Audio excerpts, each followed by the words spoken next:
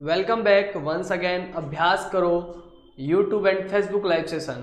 आप सभी का एक बार फिर से आपके परिवार अभ्यास करोगे यूट्यूब एंड फेसबुक लाइव के चैनल में स्वागत है।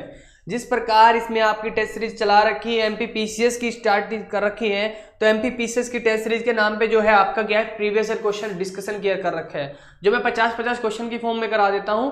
2019 का मैंने करा दिया है, 2018 का पार्ट फर्स्ट यानी 50 क्वेश्चन कंप्लीट हो गए थे और 50 क्वेश्चन के बाद आज स्टार्ट करते हैं। तो देखते हैं क्या क्वेश्चन होते हैं और कहां से क्या क्या प्रश्न बनते हैं। पेपर एनालाइज कर रहे हैं, उसका रीजन क्या है, उसका रीजन क्या है वो रीजन देखते हैं। रीजन ये है, क्या है कि आप कि आपके पेपर में क्वेश्चन किस चैप्टर से आते हैं, कहां से आपके क्वेश्चन आते हैं, कहां से नहीं। मतलब आप क्या देखना है कि हमें कहां से जो हमारा पोर्शन कम है। जैसे अगर हम बात करें, हमने सभी तैयार कर लिए, लेकिन हमने क्या कंप्यूटर किया आपका तैयार नहीं किया, तो पता चलेगा कितने कंप्यूटर के क्वेश्चन बन रहे हैं। इसके बाद में लास्ट जब ये सारे पेपर हो जाएंगे, मैं ईयर वाइज क्या कर दूंगा, आपको एक पीपीटी प्रोवाइड करा दूंगा कि किस ईयर से किस क्वेश्चन आए हुए हैं, तो कहाँ पे कितना वर्क करना है। ये लगभग 4 से 5 दिन में आपकी क्या टेस्ट सीरीज खत्म हो जाएगी। उसके बाद हम क्या करते हैं, उसके बाद आपको बता देंगे कहाँ पे क्या वर्क करना है आपका। ओके, तो अभी स्टार्ट करते हैं। माइक क्लियर हो ही रहा है सभी को, ठीक है। ओके, तो स्टार्ट कर देते हैं। पहला क्वेश्चन देखते हैं।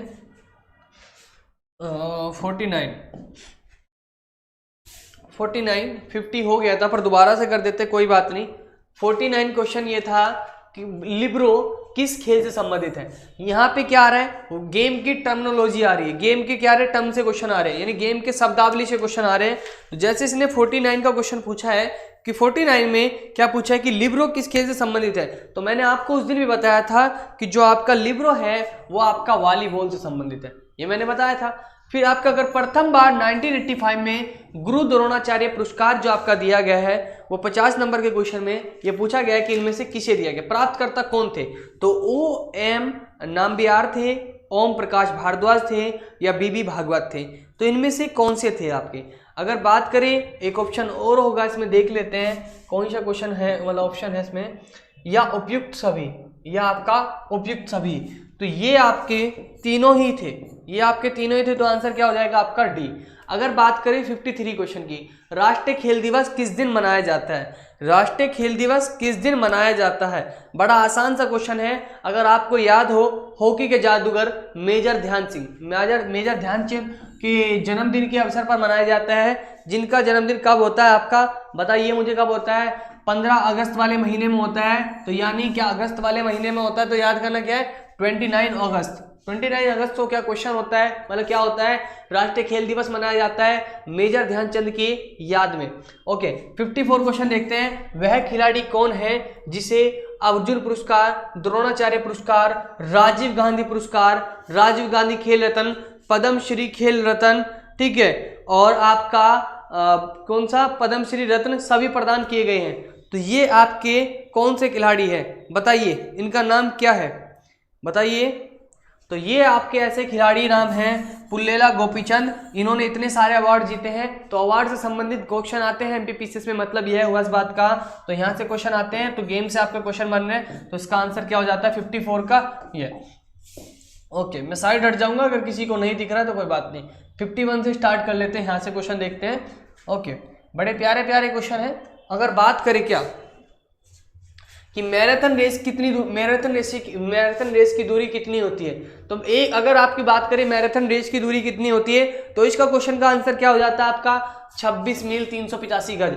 अगर बात करें 1 मील बराबर कितना होता है, तो 1 मील में आपका 1.6 किलोमीटर होते हैं, अर्थात 1.685 होता है, तो 1.6 मानेंगे। अगर जो आपकी आर्मी के जवानों में रेस होती है 1600 मीटर की, वो आपकी कितनी होती है, वह आपकी कितनी होती है, 1 मील की रेस होती है। तो 1 मील की रेस बराबर, अगर मैराथन की बात करें तो 26 मील होती है। किस भारतीय खिलाड़ी ने ओलंपिक में स्वर्ण पदक जीता था? ये क्वेश्चन 2018 का है। अगर 2018 को ध्यान में रखते क्वेश्चन को करेंगे तो 52 का क्वेश्चन का जो आंसर हो जाएगा वो अभिनव बिंद्रा है। इन्होंने आपका कितने डिग्री का, इन्होंने आपका 10 मीटर में 10 मीटर की राइफल शूटिंग में क्या किया था? गोल्ड मेडल जीता था। मध्य प्रदेश की निम्नलिखित में से कौन सी घाटी भ्रंश घाटी नहीं है? आपको पता है नर्मदा घाटी भ्रंश है, एक क्वेश्चन यहां से हो जाता है क्लियर। अब देखते नहीं है, नहीं पूछा गया है तो नहीं को देखते हैं। सोन घाटी भी आपकी भ्रंश घाटी होती है, नर्मदा ताप्ती तो दोनों होती है। सोन और चंबल को पता करना है तो चंबल नहीं होती है, तो आंसर हो जाएगा आपका डी। तो इस प्रकार क्वेश्चन का आंसर क्या हो जाता है? डी। अगर करें मध्य प्रदेश का सर्वोच्च शिखर धूपगढ़, धूपगढ़ स्थित है। अगर बात करें मध्य प्रदेश का सर्वोच्च शिखर धूपगढ़ स्थित है, तो आपको पता होना चाहिए कि धूपगढ़ किसकी चोटी है। आपको क्या पता होना चाहिए कि धूपगढ़ किसकी चोटी है, और ये है आपकी जो धूपगढ़ है ये अगर एमपी में है तो कहाँ पे है? तो एमपी में पंचमढ़ी के निकट जो आपकी क्या है? महादेव की चोटी है, महादेव श्रेणी है, तो उसकी सबसे ऊंची चोटी क्या है? धूपगढ़ है। तो 56 का आंसर क्या हो जाएगा आपका? बी। तो 56 का आंसर क्या हो जाता है आपका? बी। आगे बढ़ते हैं, ये आपका अंग्रेजी में आ जाता है, 57 से स्टार्ट करते हैं, ठीक है। तो 57 से स्टार्ट करते हैं, देखते हैं निम्नलिखित में से कौन सी नदी चंबल में नहीं है? चंबल में नहीं मिलती है। निम्नलिखित में से कौन सी नदी आपकी चंबल में नहीं मिलती है? तो अगर चंबल में नहीं मिलती है तो देख लीजिए कौन सी मिलती है आपकी चंबल में नहीं मिलती है। क्षिप्रा मिलती है, काली सिंध मिलती है, पार्वती मिलती है, आपकी बेतवा नहीं मिलती है। ये मैंने डिटेल में कहाँ पकड़ा रखा है आपको? ड्रेनेज सिस्टम वाले चैप्टर में मैंने आपको ये बता रखा है। अगर बात करूं मैंने कहाँ पे पूरा डिटेल में बता रखा है आपको, तो ड्रेनेज सिस्टम ये मैंने यहाँ पे आपको पूरा डिटेल में बता रखा है। झारखंड पब्लिक सर्विस कमीशन वाली क्लास में आप वहां पे जाके देख सकते हैं। अगर बात करें मध्य प्रदेश का कौन सा जिला गुजरात, अब इसके क्योंकि क्वेश्चन अभी नीचे है तो इसे बाद में देख लेते हैं। मलाजखंड, मलाजखंड किस खनिज उत्पादन से संबंधित है? क्वेश्चन नंबर 60 की बात करें, मलाजखंड किस खनिज उत्पादन से संबंधित है? तो यह आपका तांबा से संबंधित है, यह आपका कॉपर से संबंधित है, तांबे से संबंधित है, ठीक है। अगर बात करें ऊपर कर लेते हैं, क्वेश्चन थोड़ा ऊपर कर लेते हैं।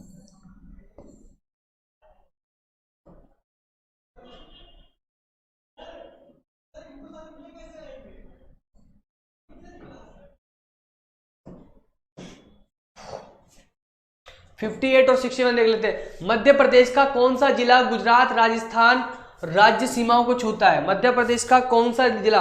58 क्वेश्चन ध्यान से देखेंगे, बताइए आंसर। मध्य प्रदेश का ऐसा कौन सा जिला है? अगर इसकी बात करें तो मध्य प्रदेश का आपका ये जिला झाबुआ जिला नहीं छूता है। बाकी ये आपका गुजरात राजस्थान को दोनों ये आपके मध्य प्रदेश का कौन सा जिला, एक सेकंड, ये क्वेश्चन ये झाबुआ जो है ना ये दोनों को छूता है, सॉरी यही दोनों को छूता है, बाकी ये दोनों को नहीं छूते हैं, ठीक है। ऐसे ये दो डिस्ट्रिक्ट है, ये एक ऐसा डिस्ट्रिक्ट है जो दोनों स्टेट को टच करता है, बाउंड्री बनाता है। अगर बात करें मध्य प्रदेश की जलवायु है, इसमें ऑप्शन नहीं है तो सीधा सीधा क्या याद करना है? मध्य प्रदेश की जलवायु कैसी है आपकी?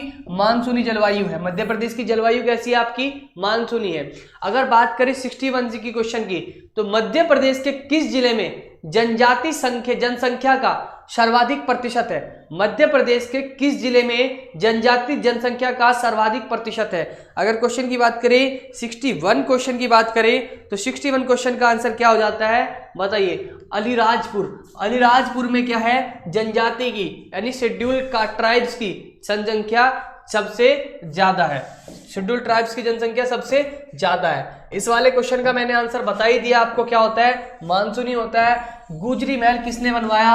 मोस्ट इंपोर्टेंट क्वेश्चन है, एमपी का फेवरेट क्वेश्चन है, एमपी पीसीएस में फेवरेट क्वेश्चन है, तो इस बार फिर से आ सकता है। यानी आपकी स्थापत्य कला में कौन सी स्थापत्य कला किसने बनवाई? यहां से प्रश्न आपका बनता है, यहां से आपका क्या क्वेश्चन बनता है। तो आपका जो एमपी पीसीएस का है, एमपी पीसीएस में गुजरी महल किसने बनवाया है? तो इसका आंसर देख लेते क्या है। इसका आंसर हो जाएगा आपका मान सिंह। इसका आंसर क्या हो जाएगा? मान सिंह। इसका आंसर क्या हो जाता है आपका? मान सिंह। आगे बढ़ते हैं, मध्य प्रदेश का आगे देख लेते हैं क्वेश्चन, ठीक है। आगे देख लेते हैं कि मध्य प्रदेश का कौन सा नगर राष्ट्रीय राजमार्ग 3 पर स्थित नहीं है? मध्य प्रदेश का कौन सा नगर राष्ट्रीय राजमार्ग 3 पर स्थित नहीं है? तो सेंधवा, मऊ, सहारनपुर, सुजालपुर। बताइए इनके कौन से जिले पर 63 क्वेश्चन का आंसर बताइए। तो आपका राष्ट्रीय राजमार्ग 3 स्थित नहीं है, इन तीनों पर है, आपका सुजालपुर पर नहीं पड़ता। ठीक है, इसके बारे में एक शॉर्ट डिटेल में आपको हाईवेज के वहां से कौन कौन से हाईवेज आते हैं इसके बारे में इन डेप्थ आपको डिटेल में एक वीडियो में देने वाला हूं जल्द ही। अगर बात करें मध्य प्रदेश के 2017-18 के बजट, अर्थात यहां से देख लीजिए बजट से क्वेश्चन आता है, बजट से क्वेश्चन आता है। अभी एमपी का बजट नहीं आया तो सेंट्रल गवर्नमेंट में बजट आया, तो बजट से क्वेश्चन डेफिनेटली आपका कहां पे आएगा? एमपी पीसीएस में आएगा। यही तो पेपर को एनालाइज करने होता है, बाकी क्या करना होता है? पेपर को एनालाइज अगर कर रहे हैं तो वो यही तो है, पेपर को एनालाइज कैसे कर रहे हैं? तो मध्य प्रदेश के 2017-18 में AMR UT योजना के लिए कितने प्रतिशत का प्रावधान था? अगर उस टाइम के हिसाब से बात करें तो इसका आंसर उस टाइम पे कितना पड़ता था? 700 करोड़। ठीक है, अगर बात करें मध्य प्रदेश जिला योजना समिति अधिनियम किस वर्ष पारित किया गया? तो 60 क्वेश्चन को देखते हैं कि यह मध्य प्रदेश जिला योजना समिति अधिनियम आपका किस वर्ष पारित किया गया? तो क्वेश्चन का आंसर क्या हो जाता है आपका? 1995 में मध्य प्रदेश जिला योजना समिति अधिनियम आपका क्या किया गया था? पारित किया गया था। तेजस्वी ग्रामीण महिला सशक्तिकरण कार्यक्रम में वित्तीय सहयोग प्रदान करने वाला संगठन कौन सा था? अगर बात करें तेजस्वी ग्रामीण महिला सशक्तिकरण कार्यक्रम में वित्तीय सहयोग प्रदान करने वाला संगठन आपका कौन था? तो ये होता है IAFD। IAFD, तो IAFD क्या होता है आपका? International agriculture fund department, international agriculture fund development, international agriculture fund development ये इसके अंतर्गत आता है। तो ग्रामीण महिला सशक्तिकरण कार्यक्रम में वित्तीय सहयोग प्रदान करने वाला कौन सा आता है? अगर आपकी कोई अभी ऐसी योजना है, आपकी कोई अभी एमपी में स्पेशल योजना ही है, तो डेफिनेटली यहां से क्वेश्चन बनेगा। यही तो है आपका प्रीवियस ईयर के क्वेश्चन डिस्कशन करने का, कहां से बन सकता है कहां से नहीं, पर डेफिनेटली आपको सिलेबस भी पता होना चाहिए। अगर 2018 में कोई चीज थी वो आप नहीं है तो उसकी जानकारी आपको होनी चाहिए, क्योंकि मेरा यह मानना है और ये वास्तविकता भी है, अगर आप किसी भी परीक्षा की तैयारी कर रहे हैं, किसी भी परीक्षा की तैयारी कर रहे हो, तो उस परीक्षा का सबसे पहले आपको सिलेबस का ज्ञान होना अति आवश्यक है। और अर्थात अगर दूसरी भाषा में बोलूं तो इतना जरूरी है कि आप अगर आपको सिलेबस नहीं पता तो आपकी जो तैयारी कर रहे हो वो पूर्ण रूप से वो जीरो है। आप तैयारी कुछ और करते रहेंगे जब तक आपको सिलेबस नहीं पता होगा। वो बाई लक की किस्मत अलग है कि आप वही तैयारी कर रहे हो क्योंकि आपने सुन लिया, पर अपनी आंखों से पहले सिलेबस देख लेना चाहिए। जब भी तैयारी आपको, उसके बाद ही आपको क्या करना चाहिए? तैयारी को स्टार्ट करना चाहिए। ओके, आगे बढ़ते हैं, देखते हैं 68। तो 68 क्वेश्चन के बाद आपका आ जाता है 69 क्वेश्चन। 65, 69 और 4 क्वेश्चन देख लेते हैं आपका। अगर बात करें मध्य प्रदेश के किस जिले का लिंगानुपात सेक्स रेशियो आपका 1000 से अधिक है? ऐसा कौन सा स्टेट है जिसका सेक्स रेशियो सबसे अधिक है? तो बड़ा अच्छा क्वेश्चन है। अनूरपुर है, बुरहानपुर है, इंदौर है, डिंडोरी है। इसका मतलब आपका सेंसस से क्वेश्चन आता है, आपको सेंसस से पढ़ के जाना है। तो अगर इसके हिसाब से देखें तो डिंडोरी का सेक्स रेशियो सबसे ज्यादा है। कितना है? साथ ही साथ मैं बता देता हूं, 1002 कितना है? 102 बैठता है ना, 1 मिनट। बालाघाट इसका, डिंडोरी का, इसका बैठता है 1002, यानी 1000 से अधिक, 1002 है इसका। ये इसका आंसर क्या हो जाएगा? 1002 इसका यहाँ का सेक्स रेशियो है। इन निम्न में से कौन मध्य प्रदेश में मुख्य सचिव नहीं रहे? देखो, राज्यपाल हो, मुख्य सचिव हो, विधानसभा के अध्यक्ष हो, मुख्यमंत्री हो, इसकी लिस्ट आपको रट लेनी चाहिए। कम से कम 4 क्वेश्चन आपको स्टैटिक फंसेंगे।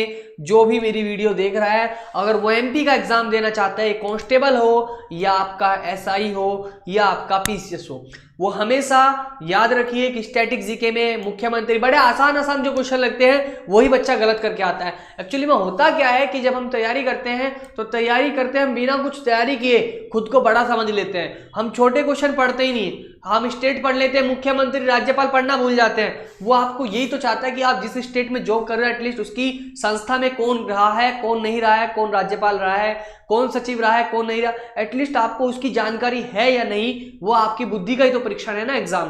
तो आपको इतना तो पता ही होना चाहिए। तो 66 क्वेश्चन अर्थात 66वां क्वेश्चन आपका इसी पैटर्न के आधार पे आपके पूछा गया है।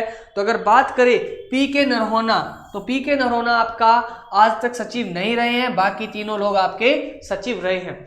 अगर बात करें साथ ही साथ 69 क्वेश्चन देख लेते हैं। मध्य प्रदेश में मुख्यमंत्री ग्राम सड़क योजना आपका कब प्रारंभ हुई? मध्य प्रदेश में मुख्यमंत्री ग्राम सड़क योजना आपकी कब प्रारंभ हुई? तो 69 क्वेश्चन को देख लीजिए। 2008 में हुई, 2008 से 9 से 10 और आपका किसका 10 से 11, 11 से 12।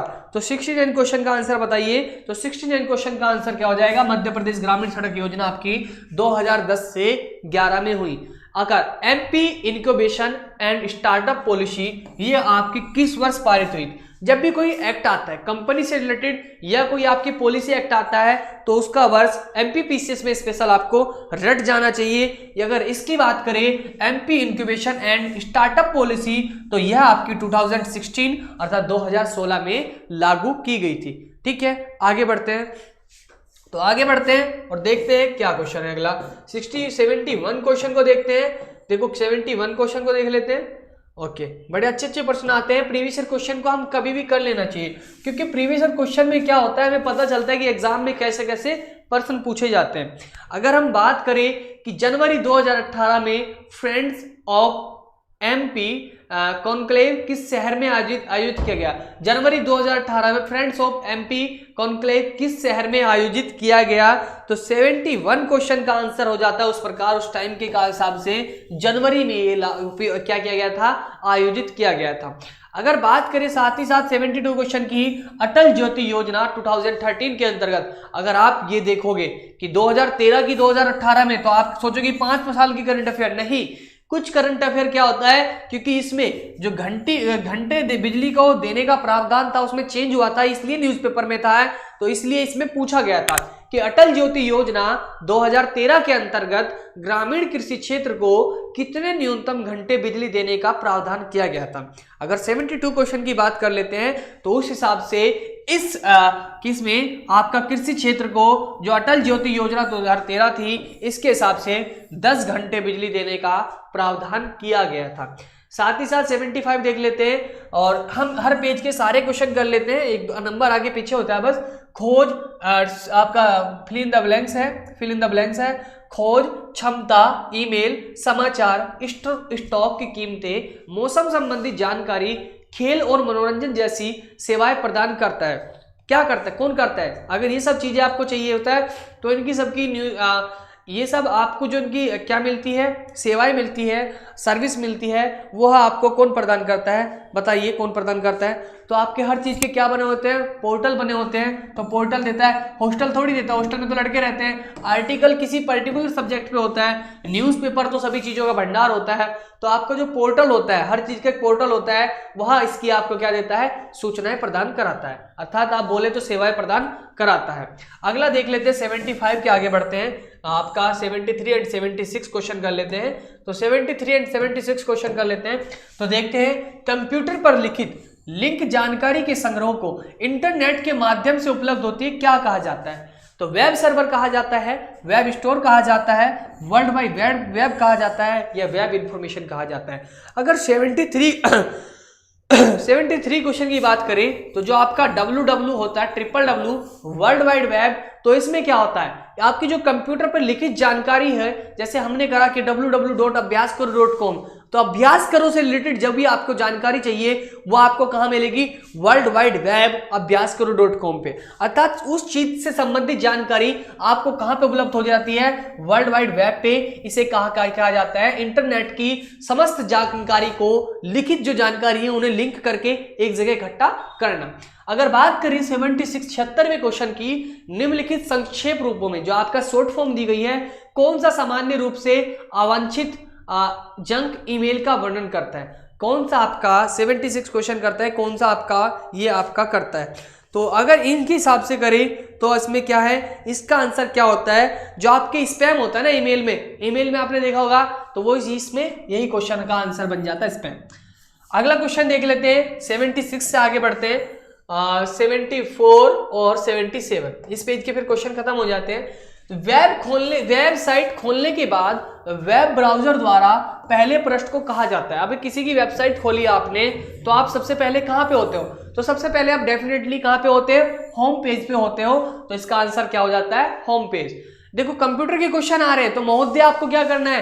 कंप्यूटर सेक्शन छोड़ के नहीं जाना है। क्या कर लेना है? आपको कंप्यूटर पे रिवीजन कर लेना है। अगर आपने नहीं किया अभी तक तो कर लेना है, और अगर कर रखा तो बार बार रिवीजन कर लेना है। और साथ ही साथ क्या करना है? प्रीवियस ईयर के क्वेश्चन लगा लेने हैं। जैसे वो पीसीएस में आए, अब आपको सर्च करना है कहां कहां पे कंप्यूटर आता है। ज्यादा सर नहीं खाना, 2-4 एग्जाम उठाए उनके प्रीवियस ईयर के क्वेश्चन देख लीजिए कंप्यूटर के, उसके बाद वे लगा डालिए, याद कर डालिए, क्योंकि प्री निकालोगे तभी मेंस लिखोगे आप। ठीक है, ओके आगे बढ़ते हैं।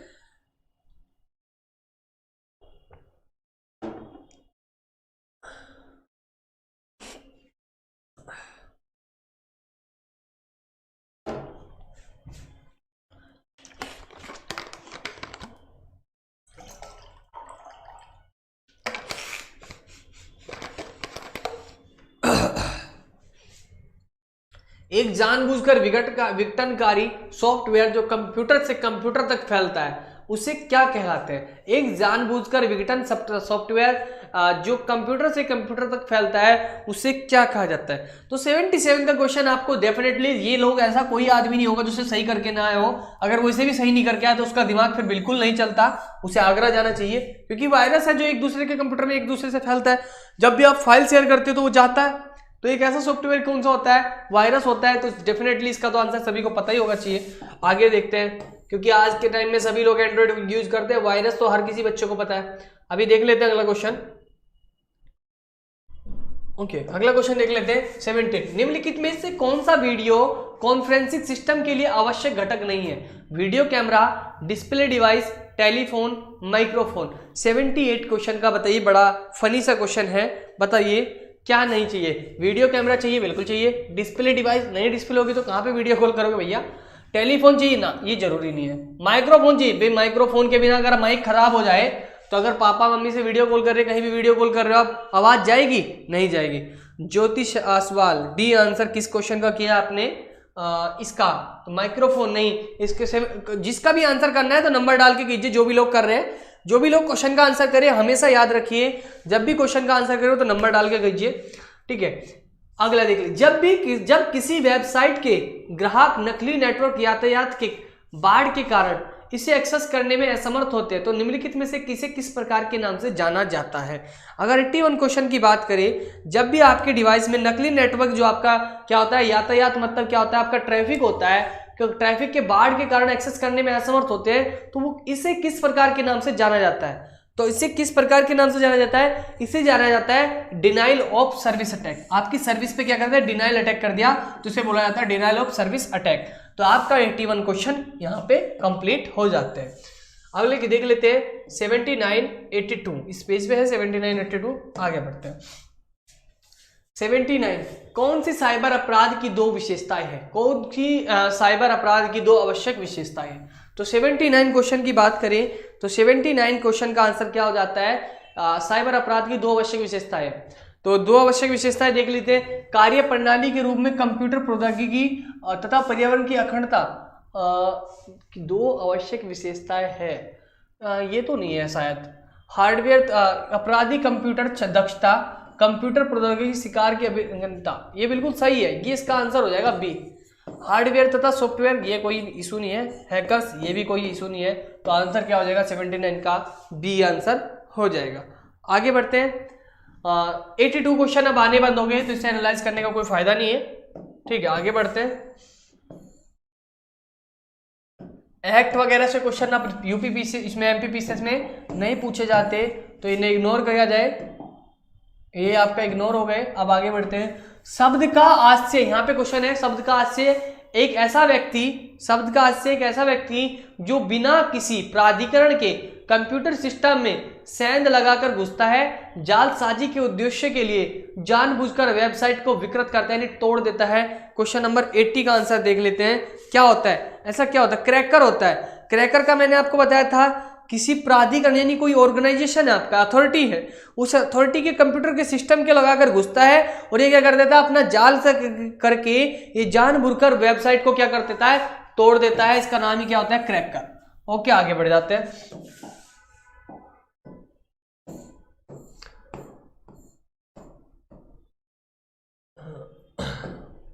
तो फिर से एक्ट के क्वेश्चन अब आते ही नहीं है, इन्हें इग्नोर किया जाए, ये नहीं आते हैं, ये नहीं आते हैं।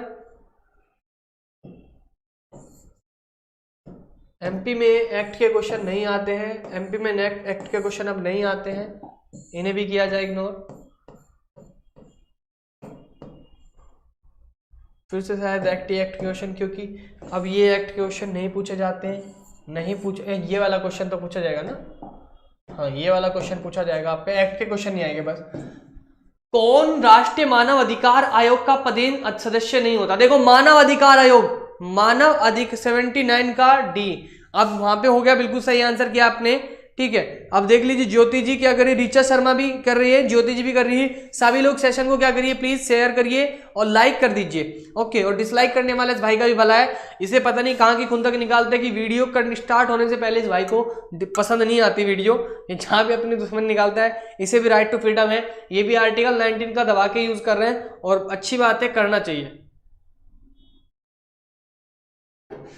पर दुश्मनी में नहीं, कारण से, किसी कारण से। कमेंट में लिख के कौन राष्ट्रीय मानव अधिकार आयोग का पदेन सदस्य नहीं है? तो 92 क्वेश्चन का देख लेते हैं, 92 बड़ा प्यारा सा क्वेश्चन है, बताइए 92 का देख लेते हैं। तो देखो कौन सदस्य नहीं है, राष्ट्रीय आयोग के अध्यक्ष होते हैं, विधि आयोग का अध्यक्ष नहीं, ये नहीं होते, राष्ट्रीय होते हैं, ये भी होते हैं, तो आंसर क्या हो जाएगा 92 का बी। राष्ट्रीय मानव अधिकार आयोग जो होते हैं उसमें राष्ट्रीय अल्पसंख्यक आयोग होते हैं, या आपका SC ST एक्ट के अध्यक्ष होते हैं, और राष्ट्रीय महिला आयोग के अध्यक्ष होते हैं। तो 92 क्वेश्चन हो जाता है, ओके। तो 92 के बाद सारे क्वेश्चन देख लेते हैं हम। सिविल अधिकार संरक्षण अधिनियम 1955 का विस्तार है, सिविल अधिकार संरक्षण अधिनियम कहां पे विस्तार है? 90 क्वेश्चन देख लीजिए, बताइए। संपूर्ण भारत पर इसका विस्तार है, इसमें तो कोई पढ़ाने वाली बात नहीं है। अगर बात करें वो वाला कुछ राष्ट्रीय मानव अधिकार आयोग के, देखो एक बार हो रहे, जिस आयोग से क्वेश्चन पूछते हैं उससे 2-3 क्वेश्चन और करते हैं। तो राष्ट्रीय मानव अधिकार आयोग के सदस्यों की पदावधि पद ग्रहण की तारीख से होती है, कितने वर्ष होती है? 93 क्वेश्चन की, बताइए आपकी कितनी होती है? तो ये होती है 5 वर्ष या 70 वर्ष की आयु प्राप्त करने तक, या तो आज 5 वर्ष हो जाए या 70 ईयर प्राप्त हो जाए, तो ये दोनों में से पहले जो होगा वो क्या हो जाएगा आपका राष्ट्रीय मानव अधिकार के जो आयोग के अध्यक्ष होंगे, सदस्यों की जो पदावधि होगी वो कंप्लीट हो जाएगी, ठीक है। आगे बढ़ते हैं 91 और आपका 94। तो 94 तो मैंने बताया कि अब धाराओं से क्वेश्चन बंद हो गए, तो इसे इग्नोर कर देते हैं, और आपका 91 देख लेते हैं। तो मानव अधिकार संरक्षण अधिनियम एक्ट से क्वेश्चन आते हैं, पर 91 क्वेश्चन देख लेते हैं। तो 91 क्वेश्चन का आंसर क्या हो जाता है आपका? तो 91 क्वेश्चन का देख लेते हैं। यह अधिनियम 23 सितंबर नहीं, जो आपका यह अधिनियम था यह आपका 28 सितंबर 1993 को, देखो 23, 28 बड़ा पास दे रखा है, पर यह याद रखना 28 सितंबर 1993 को 3 बार क्वेश्चन पूछा गया है, याद रखना। यहां से अलग भी और जगह पूछा गया है, आपका यूपी में भी एक बार पूछ लिया गया है। तो मानव अधिकार संरक्षण अधिनियम कब हुआ? 28 सितंबर 1993, 1993। आगे बढ़ जाते हैं।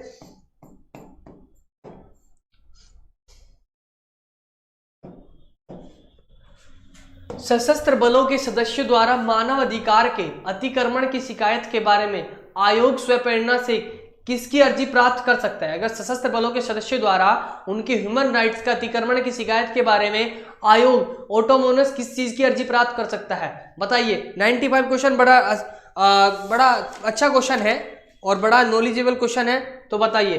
तो केंद्रीय सरकार से रिपोर्ट मांग सकेगा अगर ये क्या नाम मानव अधिकार को लगता है, मानव अधिकार आयोग को लगता है कि यहाँ पे किसके आपके जो सशस्त्र बलों के सदस्य हैं इनका क्या हो रहा है, ह्यूमन राइट्स का अबोलिशन हो रहा है या दुरुपयोग हो रहा है, तो ये मांग लेते हैं। 98 क्वेश्चन देख लेते हैं। आयोग राज्य आयोग का प्रत्येक सदस्य एवं मानव अधिकार संरक्षण अधिनियम के अधीन कृत्यों का प्रयोग करने के लिए आयोग तथा राज्य आयोग द्वारा नियुक्त प्राधिकृत प्रत्येक अधिकारी समझा जाता है। तो 98 क्वेश्चन का आंसर बताइए। 98 क्वेश्चन आपका बड़ा अच्छा क्वेश्चन है, तो इसे कहा जाता है आपका लोक सेवक, इसे आपका लोक सेवक कहा जाता है।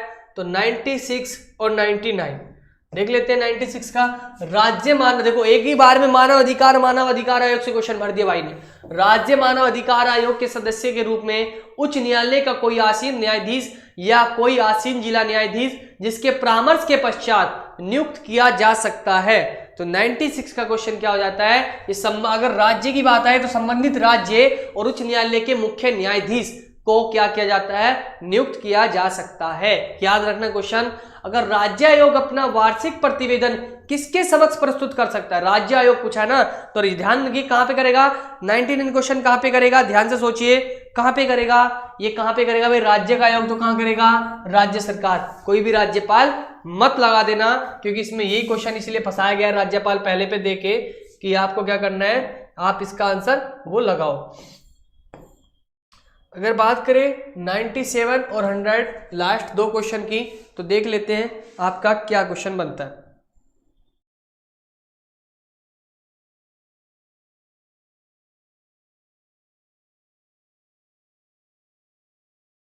ऋचा शर्मा 99 का बी। आखिर आप देखते हैं 97 और 100 को देखते हैं। राज्य आयोग, ऋचा शर्मा एक अच्छी स्टूडेंट है जो हमेशा क्लास अटेंड करती है मेरी, तो स्पेशल मैं तो जहाँ पे देखता हूँ उनको हमेशा क्लास करती है, इनको थैंक यू है। आप अपने दोस्तों में सभी में क्या करें, क्लास को सेशन को शेयर करिए। अभी कल परसों से हमारा रूटीन जो है बिल्कुल सही हो, बिल्कुल परफेक्ट वे में आपको बता दिया जाएगा कब आपके कौन से बैच चलेंगे। सुबह यूपी के, फिर आरआरबी के, फिर एनटीपीसी के, फिर एमपी के, उनमें कौन टीचर आपको पढ़ाएगा, आपको पूरा आपने अगर अभ्यास करो का फेसबुक पेज वो कर रखा है फॉलो, या यूपी अभ्यास करो फॉलो कर रखा है, या व्हाट्सएप ग्रुप, टेलीग्राम ग्रुप से आपसे जो आप जुड़े हुए हो, तो आप क्या करिए, वहां पे आपको इन्फॉर्मेशन मिल जाएगी पूरा इन डेप्थ, क्या क्या कहाँ पे क्या चलने वाला है। तो 97 क्वेश्चन को देख लेते हैं कि राज्य आयोग के अध्यक्ष पर हुई रिक्ति की दशा में किसी एक सदस्य को अध्यक्ष के रूप में कार्य करने के लिए प्राधिकृत करने की शक्ति है। मैंने बताया राज्य आयोग से संबंधित जब भी क्वेश्चन आएगा तो क्या आंसर करोगे इसका, कि राज्य आयोग से संबंधित जो दशा होगी, क्योंकि ये किसके प्रसाद पर्यटन काम करता है, राष्ट्रपति के। कौन होता है, राज्यपाल। तो आंसर क्या हो जाएगा, राज्यपाल। मानव अधिकार संरक्षण अधिनियम में सशस्त्र बल की परिभाषा निम्नलिखित में से कौन सा शामिल नहीं है। मानव अधिकार संरक्षण अधिनियम के सशस्त्र बल की परिभाषा में निम्नलिखित में से कौन शामिल नहीं है।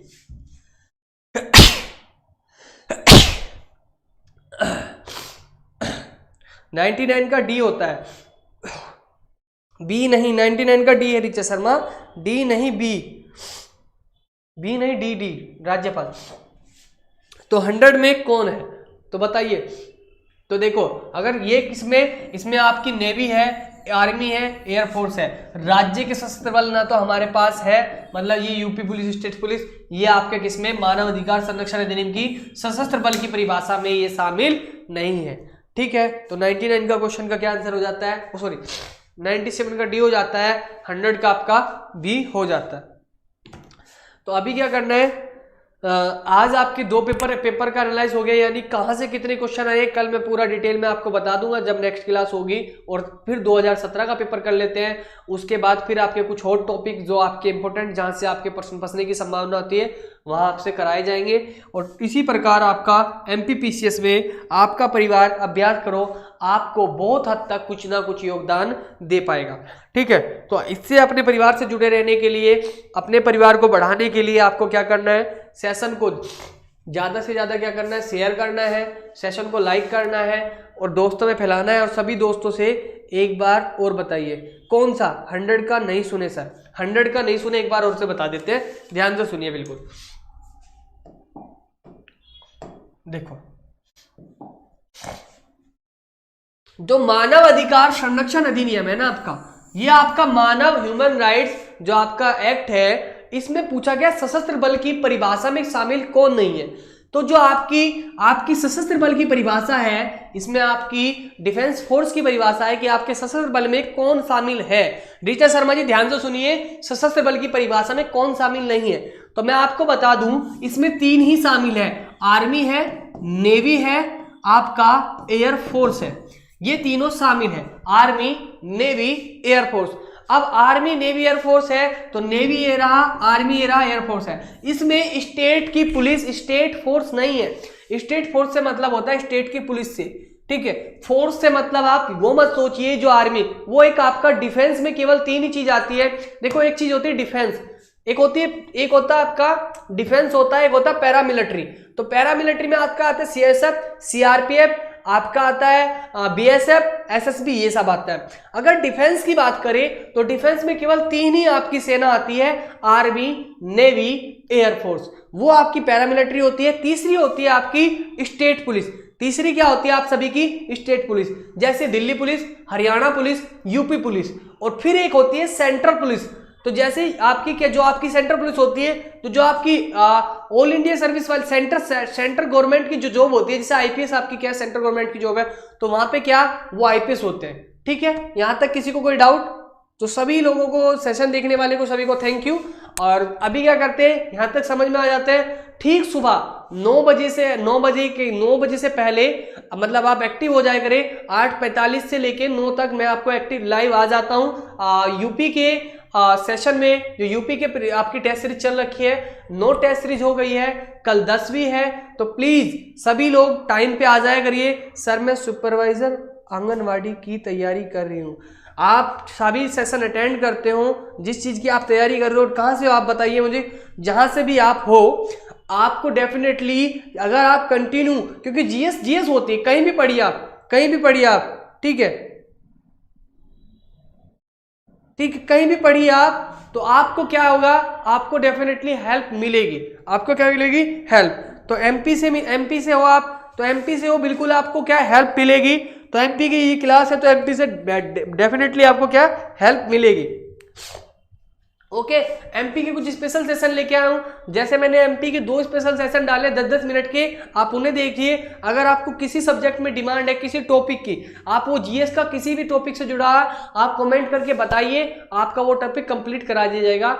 आपके साथ पढ़ाई के मामले में 24 घंटे आपका परिवार अभ्यास करो, आपके लिए हर सेवा में तत्पर सदैव आपके साथ है।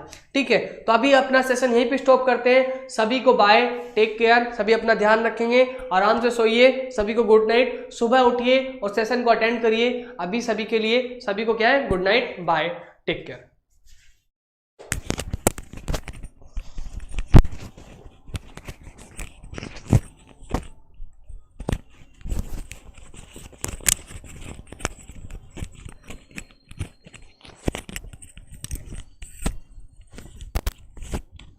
समीर कुमार जी को भी थैंक यू है। अभी तो सेशन रोक रहा हूँ मैं, कल मिलते हैं फिर सभी से।